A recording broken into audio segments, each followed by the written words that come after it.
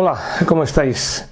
Seguimos con nuestras vacaciones y hoy nos vamos a ir al viejo sur de los Estados Unidos a ver la Tierra Roja de Tara y a conocer a una mujer maravillosa.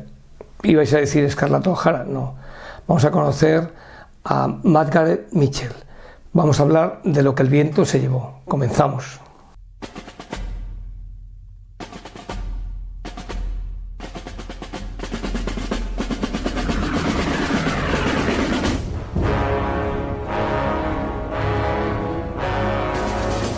¿Quién no ha oído hablar de lo que el viento se llevó?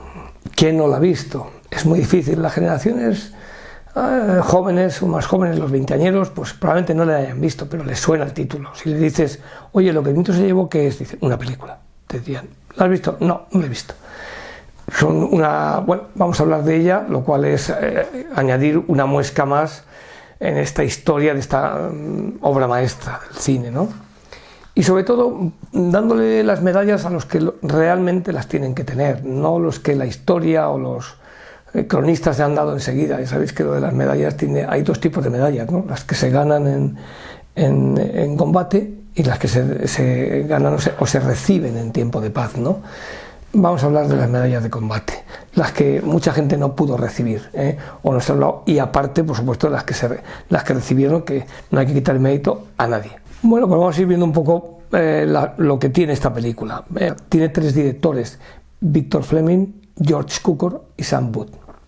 Empezó uno, siguió otro y acabó Victor Fleming. Victor Fleming, que es el mismo director que vemos en títulos como El Mago de Oz. O sea que el año 39, que ya lo he dicho en otros programas, es el año de mejor cosecha cinematográfica de la historia del cine. Y tenemos un Victor Fleming que era un director de estudio que supo capear todas las tensiones entre los protagonistas, el productor, que hay que hablar de él, de David O. Selznick, y todo lo que se barruntó en esta película, de la cual se han escrito ríos de tinta. La música, Max Steiner, 238 minutos y en color, del año 39.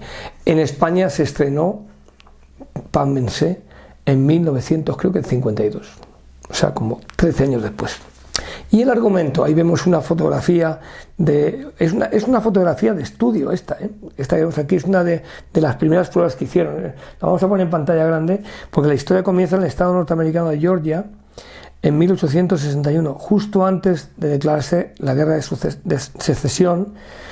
Bueno, aunque esto, como vemos en la imagen, poco le importa a la joven y bella Scarlett O'Hara, interpretada por la actriz Vivien Leigh, que vive en su mansión de Tara, coqueteando con cualquier chico de buena posición que le declare su amor. Para Scarlett se tienen que dar dos condiciones: que sea el chico de buena posición. Si es un mindundi, no lo quiere. Y luego que le declare su amor y que esté a sus pies, pero sobre todo que sea de buena posición. Tiene una doncella que es Mami, protagonizada por la actriz Hattie McDaniel. Hattie McDaniel, que le ayuda a vestirse para asistir a la fiesta de los vecinos, los Wilkes. Los Wilkes, que van a dar una fiesta en la plantación de los 12 robles. Pues si os fijáis en la película, hay un cartel en madera que pone de los 12 robles, y hay una especie de frase muy bonita que a mí siempre me viene a la cabeza cuando tengo que hablar cuando la gente pierde el tiempo. En el ejército creo que me he tirado de los 47 años, no sé si días o horas o años de reuniones. Muchas veces esas reuniones eran eternas, densas. Y luego pues yo he derivado a que yo las reuniones que hago no duran más de 20 minutos. Porque todo lo demás ya es resbalar. Pero yo me subo a muchas reuniones. Entonces, al llegar a los 12 robles, hay una frase que dice, no malgastes el tiempo. Es la substancia, y además lo pone con B, substancia, de la cual está hecha la vida, o es la sustancia de la vida. Y eso yo creo que tendríamos que aplicarlo para muchas personas. No malgastemos el tiempo. A lo mejor hay que hacer otra cosa distinta para no malgastar el tiempo, porque es nuestra vida está en el tiempo. Entonces, pues en el transcurso de la jornada se anuncia el compromiso de Ashley Wilkes, que interpretado por el actor Leslie Howard, y Melania Hamilton por la actriz Olivia de Havilland. El actor Leslie Howard, el rubio, murió en España murió cerca de las costas de Galicia porque su avión fue abatido por los alemanes. De hecho, en no sé qué pueblo de Galicia aparecieron los restos de su documentación, ¿no? Creo que fue en septiembre o en no sé qué, septiembre o en mayo de 1943. Hay un libro que se llama El vuelo de Libis que recoge eso. Bien, Leslie Howard, aquí es el papel, y Vivien Leigh, que ya veremos cómo llegó a ser ella la protagonista de este Lo que el viento se llevó. En ese momento se anuncia el compromiso y bueno, pues la que lo lleva muy mal es Escarlata, porque Escarlata ella quiere tener a todos perdiendo la vista por ella, ¿no? Entonces, pero ella, de todos los que hay, el que más le gusta es Ashley. Entonces le parece como una traición que se vaya a casar con Melania de Hamilton, que es una bobalicona. La noticia causa una honda tristeza en Escarlata, que está secretamente enamorada de Ashley. También conoce a un apuesto y arrogante forastero. Aquí aparece Clark Gable, Red Butler, que es un arrogante forastero y que pronostica que, bueno, pues que si hay una hipotética guerra, pues que el sur no ganará, porque el sur es de caballeros y el norte tiene fábricas, ¿no? Además hay una secuencia que está muy bien guionizada, sacada del libro de Margaret Mitchell, en la que se dice precisamente, ¿qué importancia puede tener esto para un caballero? Dicen todos los estos del sur muy estirados, dicen no, si no es cuestión de caballeros, es cuestión de que el sur no tiene ni una sola fábrica de cañones. Y dice, bueno, pero eso no tiene importancia para un caballero. Dice, no, ustedes solo tienen, le dice, arrogancia, algodón y esclavos, y casi llegan a las manos. Entonces se separan, se salen a dar una vuelta por los jardines, y Ashley la acompaña para que se dé una vuelta. Y entonces él entra en una mansión para descansar y ahí está escondida la Escarlata, que tontea con Ashley y le dice, ¿cómo es que te casas con esta? No sé qué, y eso lo oye el Red Butler. Con lo cual sabe desde el minuto cero que ella está enamorada de él y que él se va a casar con la otra, aunque está muy colado por Escarlata. Y en ese momento surge la noticia de que se ha declarado la guerra de secesión americana, que va a partir al país a jirones y que aún hoy en día tiene su secuela. Luego, pues digo que lo de las guerras civiles hay que tomarlo con calma porque pasan años y años y hasta que una herida de ese tipo cicatriza. Y aquí es donde hay que destacar a los artífices. En muchas películas hemos hablado de los artífices. Hablamos, oye, ¿quién fue el que tuvo la idea de hacer esta película? Pues menganito. Porque ese es el que hay que darle de medalla, al que tiene la idea y luego es capaz de desarrollarla. O a lo mejor luego ya otro la desarrolla, pero la idea ha sido de uno. Tú puedes copiar ideas, pero lo importante es tenerlas, saber crearlas. Y aquí tenemos una fotografía de un señor que a lo mejor no sonará de nada, pero es David O. Selznick. En los albores del cine sonoro hubo un hombre, un productor, que, no sin granjearse enemistades por ello, se involucró como director, guionista, publicista y muchas otras funciones que normalmente tienen todos los que forman parte de la creación de una película. Ese hombre, en los años 30, fue el productor David O. Selznick, también llamado DOS, las iniciales, ¿no? De su nombre, DOS. Ese era como le llamaban, DOS, David O. Selznick.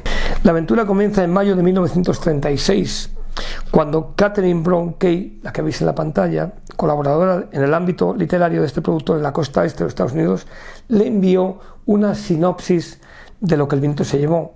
Aún no había sido publicado este libro, con la recomendación entusiasta de adquirir los derechos para el cine, ya que intuía que podía ser un éxito.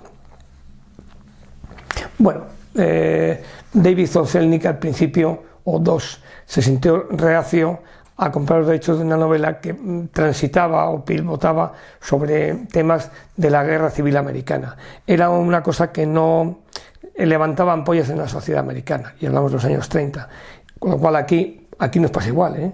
Aquí si yo quiero hacer un programa sobre una película de guerra civil, pues ya me estoy granjeando la enemistad de la mitad de la parroquia, y si la hago sobre el otro bando, pues la enemistad de la otra parroquia.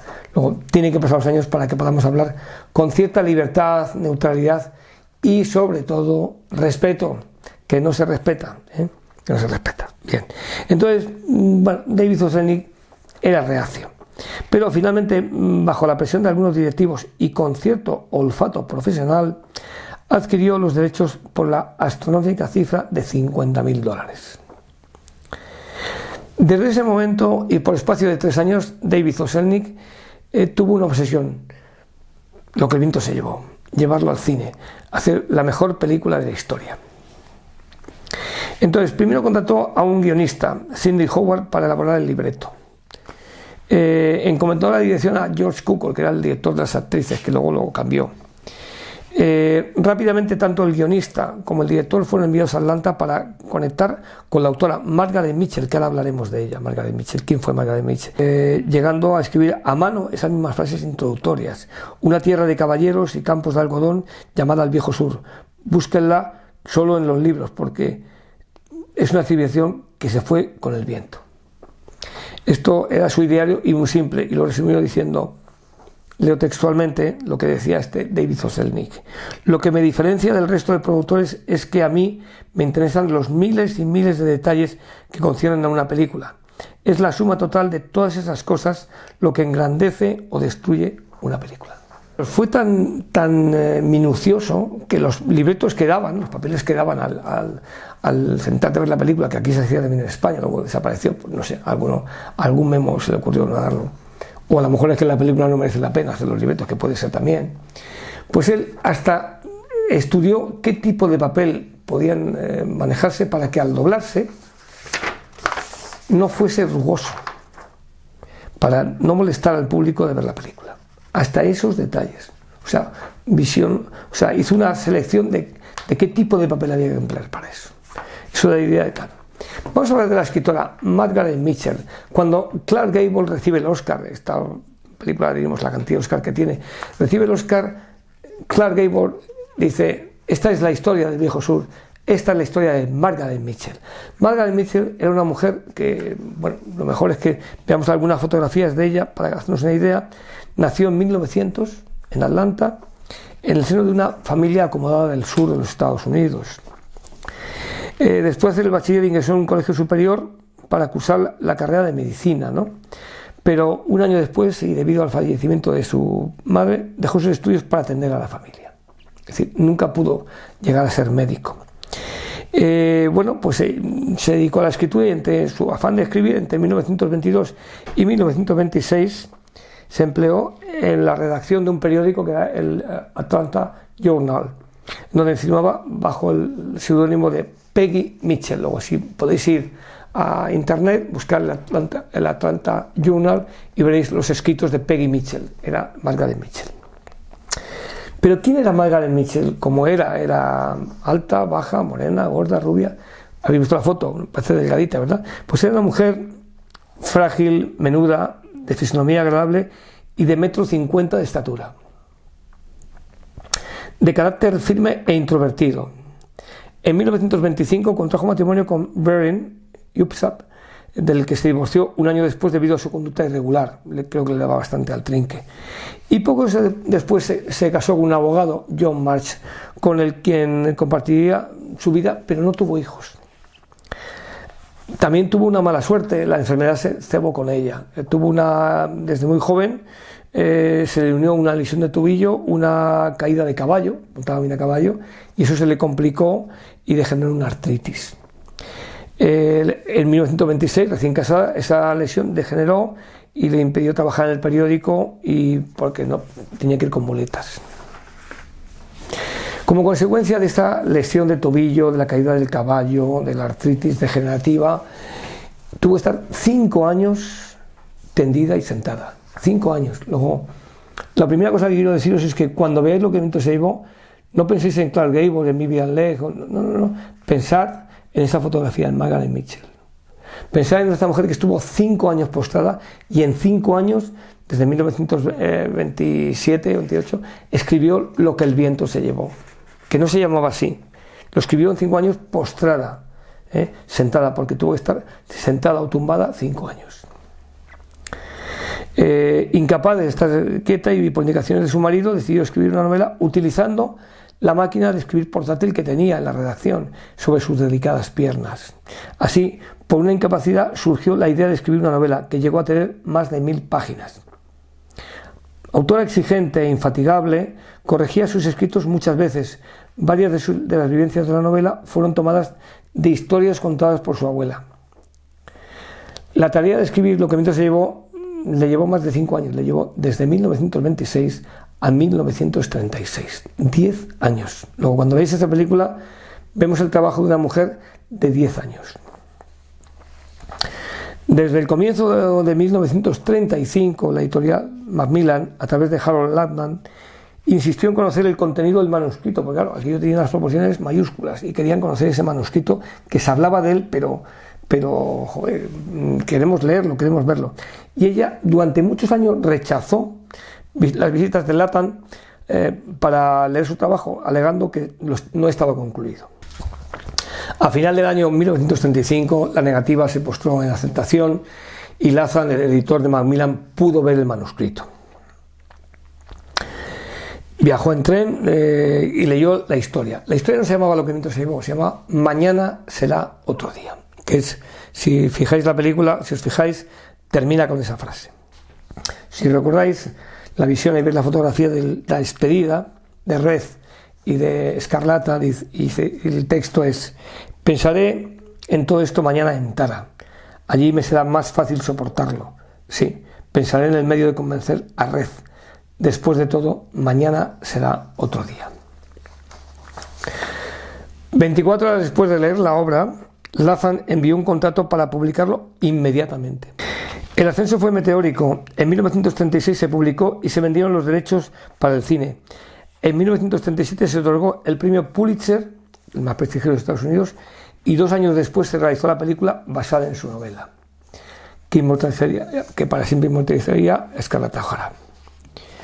Una obra que, digo los datos, publicada en más de 300 países, traducida a más de 30 idiomas y con más de 30 millones de ejemplares vendidos. Bien, pero vamos a seguir. Ahí tenéis una foto de más precisión de esa mujer menuda, 1,50 m, pero firme, ¿eh? El éxito y la popularidad, y por qué no decirlo, y las ganancias económicas obtenidas no cambiaron el carácter y la forma de vida de Margaret Mitchell. Siguió viviendo en su misma casa y manteniendo sus costumbres.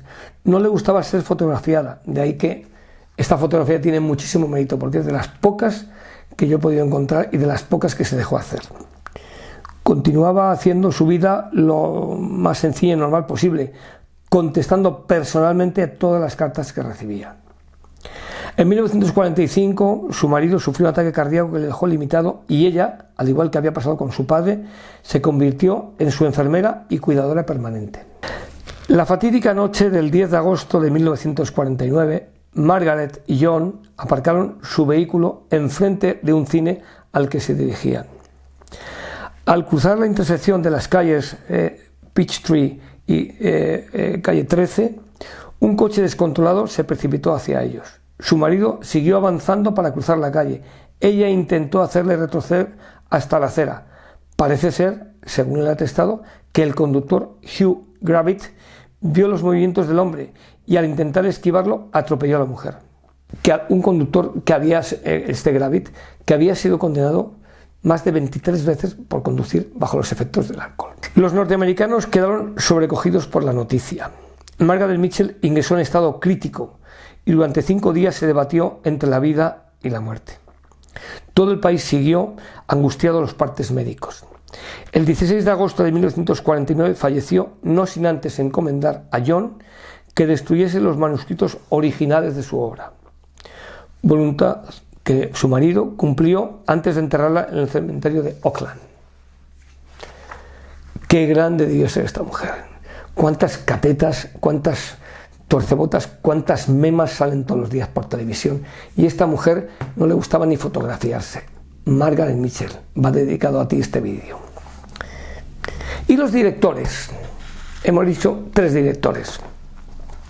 Bueno, pues resulta difícil determinar quién dirigió esta película. En los títulos de crédito figura Victor Fleming, pero hubo 2 más, y un tercero que es quien realmente dirigió la película, a la sombra, el productor David O. Selznick. Ahí tenemos una imagen de Victor Fleming. Inicialmente se encargó la dirección a George Cukor, que comenzó el rodaje aún antes de estar elegidos todos los actores. Este encajaba mejor con la idea de David O. Selznick de rodar un deslumbrante melodrama. Cukor de otra manera. Bueno, no obstante, Josh Cukor no se desvinculó de todo, estuvo dirigiendo un poco también en la pseudo sombra a varias actrices en secreto, a Vivien Leigh, a Olivia de Havilland les daba indicaciones, ¿no? Otra cosa es que, bueno, era llamado el director de las mujeres, ¿no? Cosa que, bueno, esto no le hacía mucha gracia al actor Clark Gable. Bueno, pues el rodaje se complicó cuando Victor Fleming no pudo soportar la presión a raíz de las continuas discusiones entre el actor con la actriz Vivien Leigh. El director llegó a ausentarse del rodaje por razones médicas de índole nervioso. El productor Dos Selznick no se eliminó y mandó llamar a otro director, a Sam Booth, el cual continuó el rodaje bajo el guión establecido. Al saberlo, Fleming volvió, se recuperó, pidió la alta médica y regresó al plató. Todo esto creó un gran desconcierto porque una mañana se rodaba con Victor Fleming, otra se rodaba con Sam Booth. O sea que fijaros el cacao que había aquí. Y entonces vamos a decir, ¿y cuánto rodó cada uno? Pues aquí lo tengo apuntado. George Cukor rodó 10 minutos de la película. Sam Booth 33 minutos y el resto de los 238 son de Victor Fleming. Por ahí que de esa forma o por ese detalle figura como Victor Fleming. Aunque David O. Selznick, fijaros, inicialmente manejó nombres como los de Gary Cooper y Errol Flynn. Nos imaginamos por un momento a Red Balter siendo Gary Cooper o a Red Balter siendo Errol Flynn. Pensar en un fotograma y pensar en la cara de uno y la de otro ahí metido. Bueno, pues finalmente David O. Selznick cedió a las presiones del público y le dio el papel a Clark Gable. Y la actriz, pues aquí hubo un tomate de impresión. Para encontrar a la actriz que encarnase a la protagonista, Scarlett O'Hara, David O. Selznick organizó un casting por todo el país, sin dejar de lado a las actrices que estaban más próximas a ser elegidas, como fueron, entre otras, la voy a citar: Katharine Hepburn, Susan Hayward, Lana Turner, Lucille Ball, Joan Bennett, Miriam Hopkins, Joan Crawford, Margaret Sullivan, Jean Arthur, Anne Sheridan, Carol Loman y Paulette Goddard. Bueno, todo apuntaba a esta mujer, Paulette Goddard, que iba a ser la protagonista de Lo que el viento se llevó, hasta que apareció esta actriz, Vivien Leigh, venía de Inglaterra con Lawrence y la presentó Myron, el hermano de David O. Selznick. Esta mujer le causó una gran impresión a David O. Selznick. Hemos hablado de los actores, Clark Gable por la aclamación popular, Vivien Leigh iba a haber sido Paulette Goddard y tiene unos ojos verdes muy bonitos, pero David O. Selznick cuando vio, porque su hermano a mí le presentó a esta mujer, pues quedó prendado por ella. Y a partir de ahí, pues empieza el rodaje. Vamos a hablar un poco del rodaje antes de ya concluir. Pues oficialmente empezó el 26 de enero de 1939 y aunque anteriormente, el 10 de diciembre del 38, se había grabado la escena del incendio de Atlanta. Y yo quiero destacar esta escena porque se usaron decorados de la película de King Kong, que fueron consumidos por las llamas para simular el gran incendio de Atlanta en la Guerra Civil. La película King Kong de 1933, pues fue, parte de esos decorados se quemaron para hacer mayor fogata en diciembre del 38, porque se simuló esa secuencia del incendio de Atlanta. Ahí veis las fotografías. Claro, David O. Selznick había tomado la decisión de hacer la película en color, a pesar de que casi ningún operador de Hollywood tenía experiencia en esa modalidad. Es decir, que las películas en color eran pues un experimento, ¿no? Entonces el mayor reto técnico consistía en rodar la famosa escena del incendio de Atlanta con un Technicolor que era muy incipiente, ¿no? Entonces para ello tendrían que grabar el crepitar de las llamas desde todos los ángulos posibles, usando todas las cámaras que pudiesen acumular. La empresa Technicolor solo disponía de 7 cámaras no centralizadas, por las que hubo que esperar a disponer de todas, y para mayor seguridad se contó con 34 unidades de bomberos del Cuerpo de Bomberos de Los Ángeles. Posteriormente, ya en el año 1939, gran parte de la película se rodó en los recintos del estudio, requiriendo un gran número de transparencias de paisajes sureños para exteriores, aparte de los decorados de interiores. La tarea de David O. Selznick no se quedó ahí, o sea, fue incluso al vestuario. Y en el vestuario, fijaros lo que nos encontramos. Él no estaba a gusto con lo que veía y decidió que había que volver a rodar escenas en localizaciones, por lo que ordenó teñir de rojo varias hectáreas de tierra de todos los valles de las afueras de Los Ángeles, para que asemejaran la tierra roja del norte de Georgia. Para la tarea de vestuario, que era muy obsesivo, cogió a un experto, Walter Plunkett, y diseñó, fijaros, 2.868 trajes y 1.230 uniformes de soldados confederados. 1.230 uniformes de soldados confederados. Uno de los vestidos a rayas de escarlata se tardó en confeccionar 3 semanas. Después de concluir el rodaje, David O. Selznick y el montador Hank Kane estuvieron 2 meses revisando todo el metraje y decidiendo qué parte se quedaba para ser incluida. El 1 de julio de 1939 la película estaba lista para ser promocionada. Es decir, que empezamos en enero del 39 y acabamos en julio. Una película que dura todavía hoy en día. La música. Ahí tenéis una fotografía de Max Steiner. La banda sonora, una de las más completas y populares de toda la historia de la cinematografía. El trabajo fue en tiempo récord, obra del genial compositor y director Max Steiner, al que David O. Selznick apretó en grado sumo al pedirle que escribiera 3 horas de música en tan solo 2 meses. Como Selznick veía que se retrasaba, Max Steiner dijo, bueno, pues no hay problema, voy a contratar a otro. Con lo cual contrató a Frank Waxman, que era el que hizo posteriormente la banda sonora de Objetivo Birmania. Con lo cual, esto fue un impulso para que Steiner acabase al borde del agotamiento, pero en 2 meses tenía lista la banda sonora. Y luego apareció, pues digo, lo de crear siempre es bueno, lo de copiar siempre es malo. Apareció una figura nueva, el diseñador de producción. Ahí le vemos William Cameron Menzies. David O. Selznick creó un nuevo puesto, el diseñador de producción, especialmente para un hombre, William Cameron Menzies, que fue el responsable de la envoltura de toda la película. Antes de estar concluido el guión, Cameron Menzies empezó a construir los decorados necesarios a la espera del libreto. Es decir, antes de estar hecho ya el guión, él empezó a hacer los bocetos, ahí veis en la fotografía, los bocetos de los decorados a la espera del libreto definitivo. Por eso este hombre tiene un mérito tremendo, Cameron Menzies, que nadie habla de él, porque dibujó la película plano a plano, incluyendo los ángulos de cámara con excelentes encuadres, multitud de detalles sobre la iluminación y el color. Gracias a él, muchas imágenes, la imagen de la tierra roja de Tara, el contraluz, todo eso ha sido gracias a este hombre. Ahí le vemos, currando, y fijaros el estilo que había entonces, ¿no? Está trabajando con chaqueta y con corbata. Hoy en día estaría en camiseta y en chanclas. No digo más. El estreno, los premios. ¿Cómo se estrenó esto? El boom de lo que el viento se llevó. Bueno, pues vamos a ver. Ahí vemos una fotografía de la gala, no de los Oscars, de la gala del estreno, porque se realizó el 15 de diciembre de 1939. Es decir, una película que se gesta en 3 años.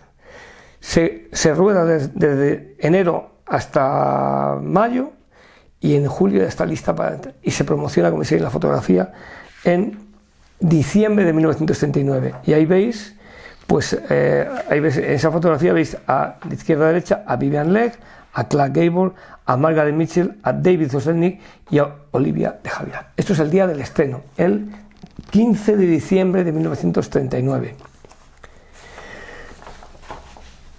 Obtuvo 8 Oscars esta película. Estuvo nominada para 13. Obtuvo Oscar en las categorías de Mejor Película, Mejor Director, Mejor Actriz de Reparto, Mejor Guión, Mejor Fotografía en color, Mejor Decoración y Mejor Montaje. Y luego tuvo 2 Oscars especiales para William Cameron Menzies y para David O. Selznick. Bueno, está considerada, yo creo que la más taquillera de todos los tiempos y es la única que desde su estreno no ha dejado de proyectarse ni un solo. Desde que esta película se estrenó, el 15 de diciembre de 1939, nunca ha habido ni un solo día que no se haya sido proyectada en alguna parte del globo terráqueo. Bueno, pues yo tengo un ataque de lo que sería michelismo después de hablar de este vídeo y ya para concluir, ¿no? Ahí ves el cartel, Clark Gable, pero sobre todo A mí me hubiese gustado conocer a Margaret Mitchell. Yo, ahora cuando ponga la televisión, no voy a contar más de 10 minutos. Entre los pedorros y las pedorras que salen, va a ser que no. Yo quiero conocer a esta mujer y la conozco a través de su libro. Me leí Lo que el viento se llevó, la he leído varias veces y es un calco de la película. No, la película es un calco del libro. Y tengo la suerte, yo creo que la tremenda suerte de imaginar a una mujer decidida e introvertida escribiendo postrada. Creo que se debería hacer una película sobre Margaret Mitchell, no sé si la habrá. Y puedo leer entre líneas esas historias del viejo sur, las mujeres con sus enaguas ruidosas, las criadas negras zumbonas, los besos de tornillo, las cinturas encorsetadas, los vestidos de tafetán, los sombreros de lujo, los confederados, los yanquis, la tierra roja de Tara, Escarlata, Red, Ashley, Melania. Al innovador y decidido David O. Selznick también me hubiese gustado conocer a este. A la becaria Kay Brown, incluso a Dios puesto por testigo, para no pasar hambre. Ahí veis dos fotografías de las muchas que hay del rodaje, de la dificultad que tuvieron para encajar a esas personas y de la mirada de David O. Selznick. Lo que viento se llevó en la historia de nosotros es del viejo sur y seguimos, como hemos dicho este verano, pues viajando. Ya veremos dónde vamos el próximo día. Os dejo con Escarlata y sobre todo buscar quién fue David O. Selznick. Muchas gracias.